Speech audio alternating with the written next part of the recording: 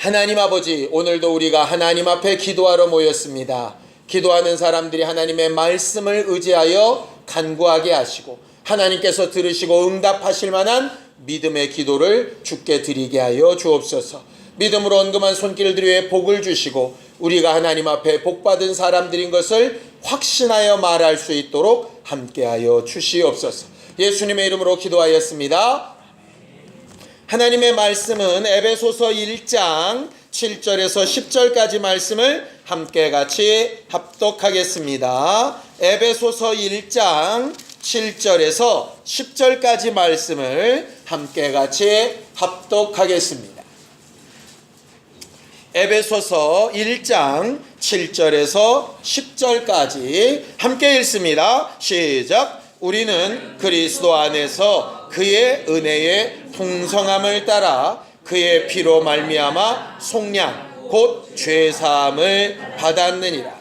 이는 그가 모든 지혜와 총명을 우리에게 넘치게 하사 그 뜻의 비밀을 우리에게 알리신 것이요 그의 기뻐하심을 따라 그리스도 안에서 때가 찬 경륜을 위하여 예정하신 것이니 하늘에 있는 것이나 땅에 있는 것이 다 그리스도 안에서 통일되게 하려 하심이라. 우리는 지난 한 달 동안 신령한 복에 대해서 좀 알자라고 배웠었습니다. 하나님이 우리에게 약속하신 신령한 복은 생명인데 그 생명의 복을 우리가 하나님을 알기도 전에 미리 예정하셔서 우리를 택하여 주셨고 그 사실을 인정하고 고백하는 자에게 주셨고 매 순간 하나님의 손에 붙들려 살려고 하는 자에게 주셔서 죄 씻음, 죄의 용서하심과 덮으심을 받게 하셨다라고 그렇게 은혜를 나눴었지요. 2월 한 달 동안은 죄 사함 받는 복에 대해서 좀 이야기를 나누려고 합니다. 성경은 왜 죄 사함 받는 것이 복이라고 하셨을까? 물론 우리가 지난 주일날 들은 것처럼 죄의 삭시 사망이기 때문에 복이라는 것 자체가 죄와는 함께할 수 없는 것이라 그런 것 맞습니다. 그런데 오늘 성경 본문에는 하나님께서 본래 우리를 만드신 목적, 하나님께서 본래 우리를 특별한 피조물로 만드신 목적이 하나 있었다라고 분명히 가르쳐 말하고 있습니다. 성경을 우리가 함께 읽었으니까 하나님의 마음과 뜻에 깊이 새겨졌던 그 하나님의 경륜이라고 하는 것, 그 경륜이라고 하는 것이 뜻, 계획, 또 다른 말로는 경영이라고도 번역이 되거든요. 하나님이 만들어 가시는 모든 이유, 하나님께서 우리를 끌고 가시는 목적, 하나님께서 우리를 만드시고 우리를 지금도 부르시고 우리를 통해서 이루고 싶어 하시는 하나님의 꿈과 계획, 그게 과연 뭐라고 성경에 되어져 있습니까? 읽었으니까 여러분들이 그 정도는 발견하실 수 있어야 됩니다. 우리가 하나님의 뜻이 중요하다는 건 알죠? 우리가 예수 믿는 것이 우리에게 중요한 문제라는 건 다 알죠? 하나님의 뜻, 우리가 예수를 믿어야 되는 하나님의 목적, 우리가 이렇게 신앙생활해야 되는 하나님의 꿈과 계획, 하나님의 경영, 목표가 뭡니까? 예? 네, 맞습니다. 마지막 10절에 있는 겁니다. 함께 읽습니다. 시작. 하늘에 있는 것이나 땅에 있는 것이 다 그리스도 안에서 통일되게 하려 하십니다. 이 통일이라고 하는 말이 하나라는 뜻입니다. 하나. 하나님은 우리를 만드실 때부터 하나님의 형상의 모양을 따라 지음받게 하셨죠. 하나님의 형상이 누구십니까? 예수 그리스도는 하나님의 보이지 아니하시는 형상이라고 이렇게 되어져 있어요. 그러니 우리를 누구의 모양으로 만드셨냐 하면 예수 그리스도의 모양으로 만드셨죠. 왜? 하나님이 예수 그리스도와 우리를 하나가 되게 하시려. 아담을 만드시고 하와를 만드셔서 배필이라고 말씀하셨습니다. 왜 따로따로 만드실 수 있는데 왜 아담에게서 하와를 꺼내서 그렇게 하나로 만드셨을까요? 합쳐져서 하나가 되라. 그래서 남자와 여자가 모여서 부부가 되는 것이 그리스도와 교회 사이의 비밀이다, 이렇게 되어져 있습니다. 그러니까 부부 사이가 안 좋은 건 예수 그리스도와의 교회 사이를 모르는 것과 마찬가지입니다. 부부간의 사이가 안 좋으면서 예수와의 관계가 좋다? 죄송한 얘기지만 앞뒷말이 안 맞는 얘기입니다. 예를 들면 사랑은 하는데 좋아하지 않는 거예요. 앞뒷말이 안 맞죠? 결과적으로 우리를 처음에 만드실 때부터 예수 그리스도와 하나가 되게 하시기 위해서 만드셨어요. 예수 그리스도와 똑같이 되게 하시기 위해서. 그래서 예수께서 우리를 구원하시고 나서 우리에게 어떤 신분을 얘기하시냐면 하나님의 자녀라고 하는 신분을 말씀하시는 거예요. 왜냐? 예수가 하나님의 아들이시기 때문에 예수와 함께하는 우리가 예수와 같은 신분을 가지고 살게 하시는 게 목적인 거죠. 계시록에 보면 예수께서 보좌에 앉아 계시죠? 그러면서 하나님 앞에 구별되어 잘 신앙생활한 자들에 대해서 뭘 약속하시냐면 내 보좌에 함께 앉게 하게 하여 주기를, 이렇게 되어져 있어요. 예수님과 같은 수준의 영광. 내가 하나님을 아버지라 부르고 하나님이라 부르는 것처럼 너희도 하나님을 아버지라 부르고 하나님이라고 부를 수 있게 하는 것. 그게 하나님의 목적입니다. 목적. 그러니 우리는 그 하나님의 기준에 보면 아직도 손대야 될 곳이 많고 고침받아야 될 것이 많고 따라가야 될 부분들이 많은 사람들입니다. 그래서 어느 누구도 나 믿음 좋다, 이 정도면 신앙생활 잘하는 거다라고 말할 수 없는 거예요. 그래서 자랑할 게 없는 거예요. 우리들끼리는 좀 낫고 못할 수 있는데 예수 그리스도와 통일되는 문제에 있어서만큼은 하나님 앞에 전부 하자품들입니다. 그래서 그 문제를 해결해야 되는 거예요. 그런데 우리는 죽었다 깨나도 죽을 때까지 노력해도 그분의 수준에 이르지 못할 겁니다. 우리의 힘으로 할 수 없는 문제이기 때문에요. 그래서 복이 뭐냐? 도무지 그렇게 할 수 없는 인간들에게 그런 수준이 될 수 있도록 하나님이 능력도 베푸시고 사랑도 베푸시고 은혜도 베푸시고 하는 거예요. 그런데 죄 문제가 왜 크게 되느냐? 하나님이 능력을 베풀고 싶어도, 하나님이 은혜를 베풀고 싶어도, 하나님이 하나님의 지혜와 능력으로 돕고 싶어도, 우리가 기도 제목을 모아보니까 대부분 자녀들에 대해서 영감, 지혜, 총명, 능력 뭐 이런 거 잔뜩 쓰셨더라고요. 아무리 그렇게 하고 싶어도, 하나님이 쏟아 부으셔도 뭐가 있으면, 죄가 있으면 아무것도 받을 수 있는 방법이 없어요. 그래서 죄의 문제를 해결하는 건 중요합니다. 원수는 어떻게 할까요? 죄의 문제를 해결받지 못하게 하기 위해서 예수를 믿지 못하게 합니다. 예수의 공로를 의지하지 못하게 합니다. 그런데 그것보다 더 원천적으로 하는 행동이 있습니다. 뭘까요? 죄를 죄라고 생각하지 못하게 만듭니다. 얼마 전에 이렇게 방송이나 이런 데서 방송에 적합하지 않은 것에 대해서 이렇게 사과문 같은 거 이렇게 나오는 것들 보여지죠? 그것은 뭐냐면 뭔가를 잘못했기 때문에 딱 그렇게 얘기하는 겁니다. 근데 요즘 이렇게 흘러가는 태세를 보면 5년, 10년 후에는 그런 사과문이 아마 안 붙을 것 같아요. 왜냐? 죄에 대한 개념이 완전히 달라졌어요. 개인들이 괜찮으면 예전에는 죄였던 게 지금은 다 죄가 아니에요. 이런 거죠. 요즘은 결혼하기 전에 아이를 잉태해서 가는 거 하나도 흠이 아니더라고요. 어쩔 때는 더 지혜로운 일이라까지 얘기하는 사람들도 봤어요. 그러니까 기준이 달라지는 거죠. 저는 그러니까 그게 죄다 아니다, 지금 그거를 지금 지적하고 싶은 게 아니라 계속 세상의 사고들이 바뀌면서 어떻게 되냐면 잘못이었던 게 잘못이 아닌 게 되는 거예요. 어떤 경우는 잘못이 아니고 너무나도 당연한 건데 이게 죄가 되는 경우도 있어요.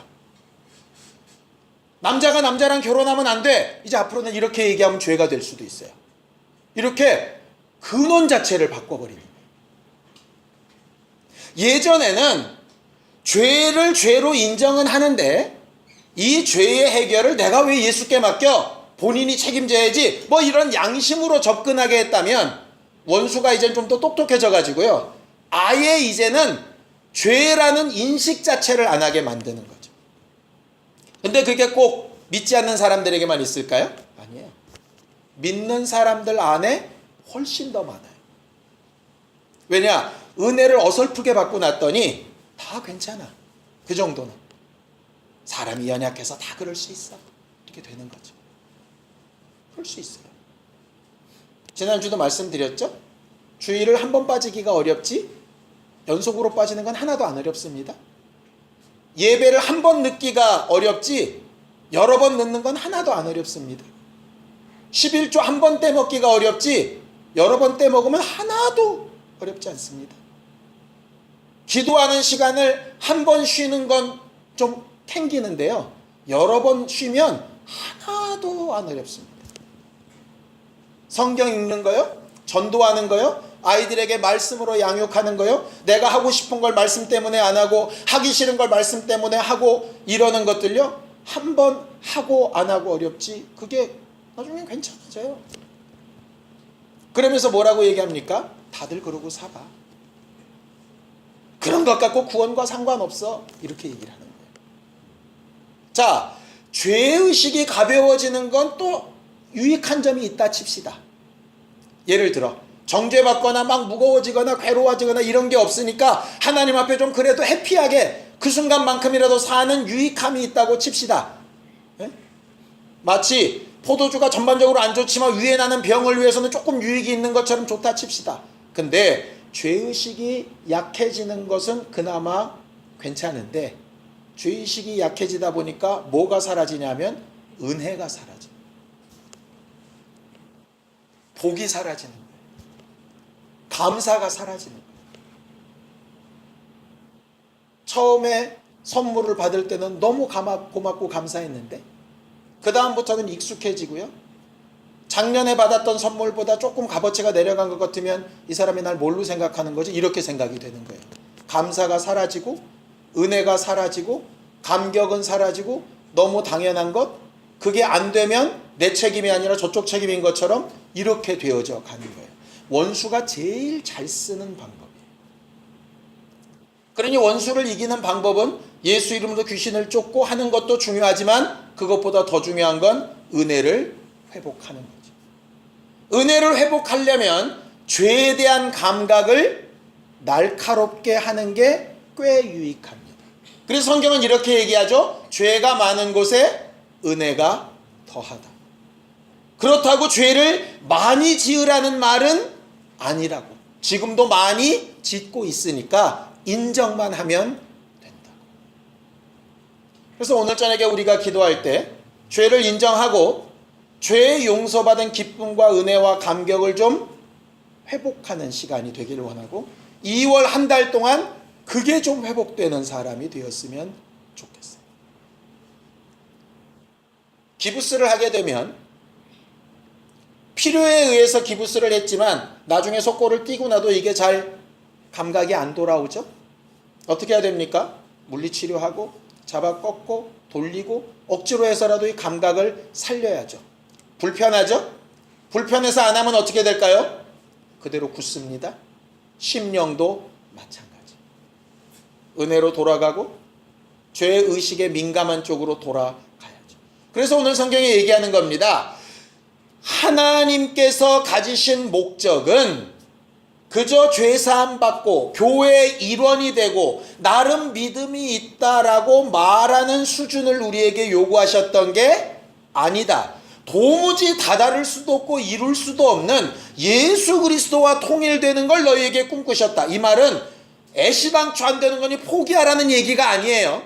그게 분명하면 분명할수록 이루지 못하는 내 모습도 훨씬 더 분명해지겠죠. 그 분명한 것을 냉철하게 인정하라는 거예요. 그래서 나보다 못한 사람 지적질하고 앉아있지 말고 쫓아가지 못하는 거길 향해서 네 자신을 바꾸고 움직이고 은혜 받으라는 거거든요. 하나님이 목표를 높이 주신 이유는 내가 할 수 없는 상황에 낙심하라는 얘기가 아니에요. 우리가 흔히 이런 경우 있죠. 아이들에게 우리 집안이 이만큼 어려워 이렇게 얘기하는 이유는 낙심하라고 말하는 게 아니죠. 현실을 제대로 인정하고 나도 이만큼 할 테니 너도 이렇게 같이 가자 이 말이에요. 그게 잘못되면 이상한 결과가 나타나게 됩니다. 목적이 분명해야죠. 말하는 목적 분명해야 되고 가르치고 나누는 목적이 분명해야죠. 신앙생활 그래야 되는 거예요. 목적이 없으면 그저 지금 하고 있는 게 괜찮은 건 줄 알고 착각하면서 살게 돼요. 그럼 감사도 없고 은혜도 없고 복인 줄도 모르죠. 그러니 진짜 복 빼고 다른 것만 찾고 얻는 거예요. 물질이 풍요한 거 복일까요? 아닐까요? 복 맞습니다. 왜? 예수가 부유하신 분이기 때문에 그렇습니다. 건강한 거 복일까요? 아닐까요? 복 맞습니다. 예수가 건강하시기 때문에 복 맞습니다. 오래 살고 영생을 누리고 하는 소원이 이루어지는 거 복 맞습니다. 왜? 예수가 그러셨기 때문에 복이 맞습니다. 왜? 우리는 예수에 맞춰서 만들어진 존재거든요. 예수가 하신 게 복 맞습니다. 내가 꿈꾸는 게 이루어져서 복이 아니라 나를 만드신 목적이 예수를 닮아가는 거기 때문에 예수가 가지신 모습이 내게서 채워지는 거 복 맞습니다. 그런 의미에서 부자 되고 건강하고 잘 살고 소원 이루어지는 거 복 맞습니다. 그런데 예수가 그러시다는 개념 빼고 예수가 우리에게 그걸 원하신다는 마음 빼고 내 마음이 채워지니 내가 기쁘고 좋으니 내가 그걸 바라고 원하니 라고 한다면 그건 복이 아니에요. 반대도 얘기할까요? 예수는 그런 부유함을 내려놓고 가난하게 되셨어요. 왜? 하나님 뜻 때문에. 그렇다면 우리도 그런 부유함을 내려놓고 가난하게 될 때 가난해질 수도 있어야 복이죠. 그는 건강하신 몸으로 어떤 고통도 고난도 당할 필요 없는 분이 십자가를 대신 지고 죽으셨어요. 하나님 때문에. 그렇다면 우리도 하나님 때문에 굳이 당할 필요 없는 고난이나 수치나 아픔을 자취하고 그것을 받는 것을 복으로 느끼는 걸 제대로 아는 게 중요하죠. 그런데 우리는 병 걸리고 아프고 어려움 당하고 내 뜻대로 안 되는 건 복이 아니고 잘 되고 좋고 남한테 자랑하고 드러낼 만한 것은 복이라고 착각을 하는 거예요. 복의 개념을 바꿨으면 좋겠습니다. 복은 예수께서 하신 일을 따라가는 게 복입니다. 왜냐? 그 목적으로 지음받았으니까요. 그러니까 건강하고 싶다면 이렇게 기도하세요. 예수가 건강하셨던 것처럼 날 건강하게 하세요. 그런데 그 건강하신 예수가 자기 육체의 목숨을 내놓으실 때처럼 저도 내놓을 수 있게 하세요. 그렇게까지 기도해야 되잖아요.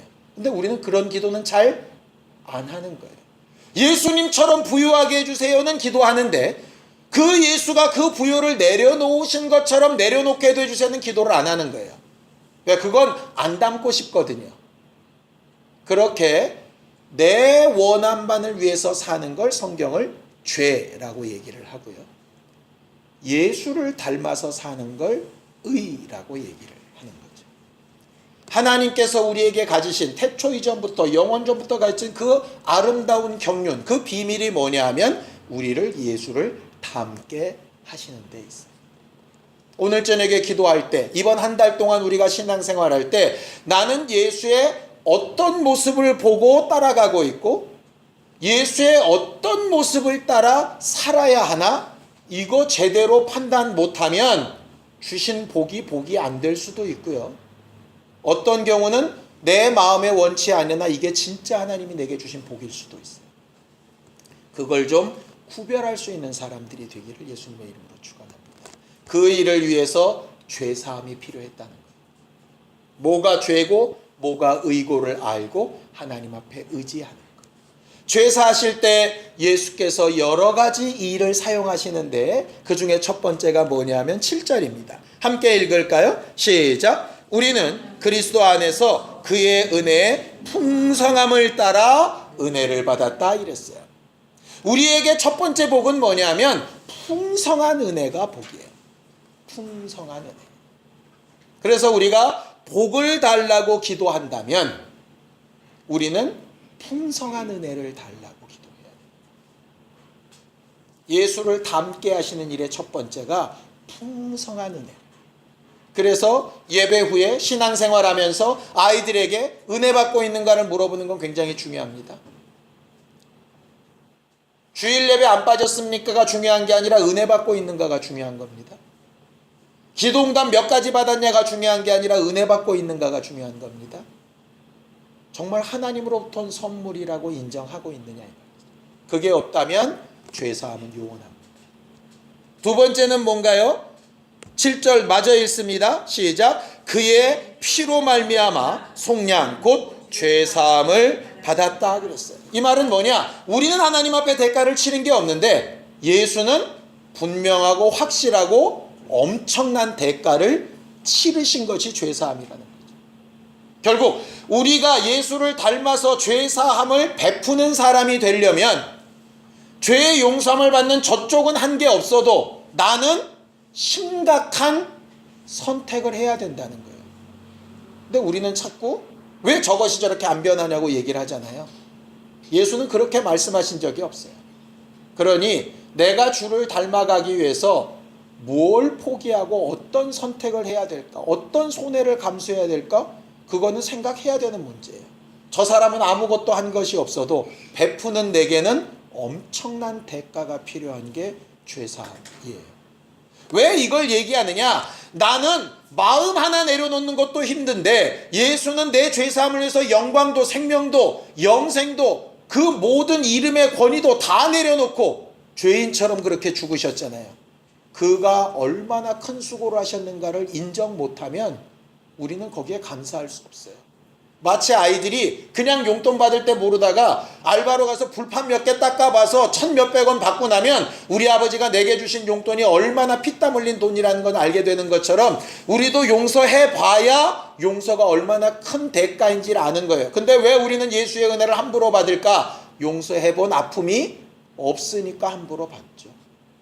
제 배 아파서 애를 알아보지 않았으니 어머니가 날 위해서 얼마나 수고했는지를 전혀 모르는 것과 마찬가지예요. 왜 우리한테 용서하라고? 그런 걸 왜 자꾸 조건으로 거실까? 그걸 통해서 제발 네가 받은 복이 얼마나 큰지 좀 세보라고. 세 번째는 뭡니까? 자, 8절입니다. 함께 읽습니다. 시작. 이는 그가 모든 지혜와 총명을 우리에게 넘치게 하셔서 이렇게 되어 있습니다. 우리가 똑똑하고 우리가 잘나서 내가 성경을 읽기만 하면 팍팍 깨달아져서가 아니라 하나님이 내게 주시는 것이 있어요. 하나님이 이게 우리에게 주시려면 우리가 구해야겠죠. 지혜와 총명을 자식들에게만 구하지 말고 본인들에게 구해서 지혜와 총명 있는 말로 가르치고 삶과 본으로 가르치게 하는 것, 그게 은혜 받고 죄사함 받은 자의 복 있는 사람이에요. 맨 마지막은 뭐겠습니까? 자, 9절입니다. 함께 읽습니다. 시작. 그 뜻의 비밀을 우리에게 알리신 것이다. 하나님과 우리 사이에만 가지고 있는 정말 누구에게도 뺏길 수 없는 아름다운 비밀을 가지게 하시는 거예요. 여러분들 안에 하나님과 정말 둘만 존재하는 그런 응답과 사랑의 교제와 그런 것들이 과연 존재하느냐 말이에요. 예수는 겟세마네 동산에서 아버지와 온전한 교제 가운데 죽음을 결단하시죠. 그것처럼 그런 것을 통해서 죄사함 받는 기쁨과 감사와 그 복된 것을 드러내게 하시는 것이죠. 2월 한 달 동안 이 내용들을 4주에 걸쳐서 우리는 함께 깊이 생각해보고 은혜를 나누게 될 겁니다. 오늘 저녁에 기도할 때는 다른 것 말고 하나님, 내가 죄가 죄인 줄 모르고 이 정도면 남보다 낫다고 생각하고 건너먹었던 것, 죄의 문제를 냉철하게 볼 수 있게 도와주세요. 기도했으면 좋겠어요. 그리고 이번 한 달 동안 내 죄의 무게가 무겁고 큰 만큼 하나님의 은혜와 복이 얼마나 크고 중한지를 제대로 알고 예수를 닮아가는 삶이 될 수 있었으면 좋겠다고 기도하는 우리가 됐으면 좋겠어요. 금요 성경 공부팀과 함께 나눴을 텐데, 지혜는 열매로 인하여서 행한 일로 인하여서 옳다함을 얻는다 하는 말씀을 오늘 나눴었습니다. 거기 행한 일, 열매라고 하는 난하주의 자녀들 이렇게 되어져 있어요. 우리 믿음의 결과물이 자녀들입니다. 내가 말하고 생각하고 행동하고 선택하는 것에 따라서 아이들은 열매 맺어지게 되어져 있어요. 아이들을 놓고 답답하다면 자기 영혼을 놓고 답답했으면 좋겠어요. 아이들의 문제와 내 문제가 결코 분리되어져 있지 않다고 생각했으면 좋겠어요. 예수께서 기도하실 필요도 안타까워하실 필요도 없는데 우리와 함께하고 계시기 때문에 우리의 문제를 자기의 문제로 알고 말할 수 없는 탄식으로 간구하시는 것처럼 그렇게 간구하는 부모, 그런 조상이 될 수 있었으면 좋겠어요. 죄의 문제가 해결되지 않으면 눈에 보이는 문제, 환경의 문제, 직업의 문제, 가정의 문제 아무것도 해결 안 납니다. 죄의 문제가 해결돼야 그 다음은 해결나는 문제. 스스로 의롭다고 생각하는 순간에 해결할 수 있는 방법은 전혀 없어요. 이번 한 달 동안 또 특별히 오늘 저녁에 이 죄의 문제를 놓고 우리와 우리 가정과 자손들을 위해서 함께 기도하는 우리 모두가 되기를 예수님의 이름으로 축원합니다. 함께 기도하겠습니다.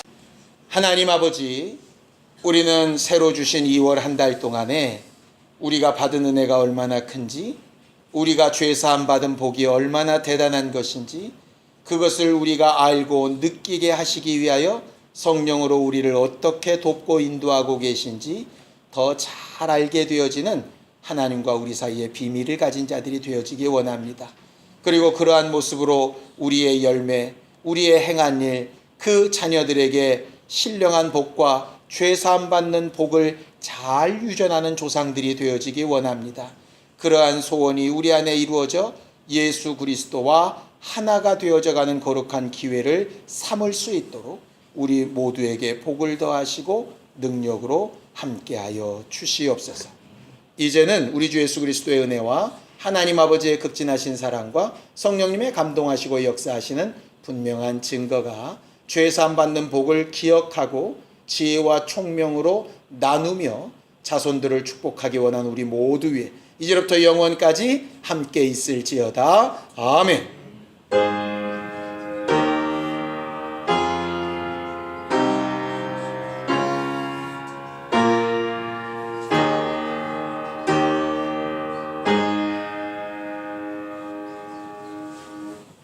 우리 기도 들으신 하나님 앞에 감사한 박수 내겠습니다. 수고하셨습니다. 감사합니다.